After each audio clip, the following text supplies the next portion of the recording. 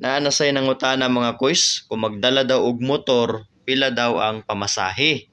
So, ato na sad nang hisgutan mga koys no, kung pila ang pamasahe sa motor. So, ang motor depende na siya kung pila ka cc ang imong motor. Pila na siya ka cc. So, unsa man ang cc?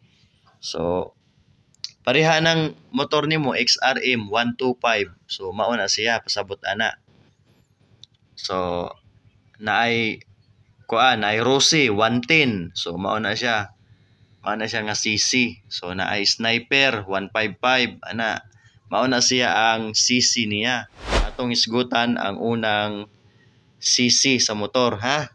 Ang motor nga below 199 cc, so below 199 cubic capacity, so ang iyang plitihan ana mga koys 680.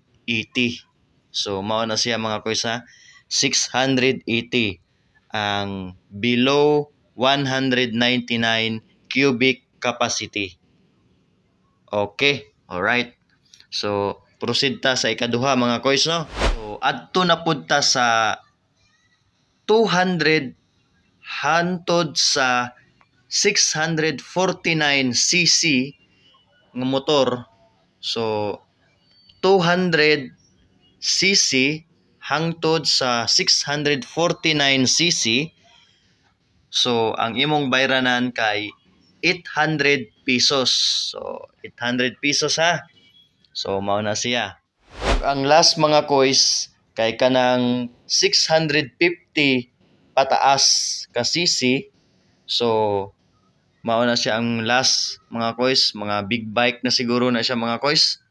Ang 650 cubic capacity pataas, ang iyahang bayranan ana mga koys kay 1,100. So mao na siya mga koys, 1,100. Balik ko na to mga koys ha. Sa below 199 cc, ang bayranan nimo mga koys kay 680.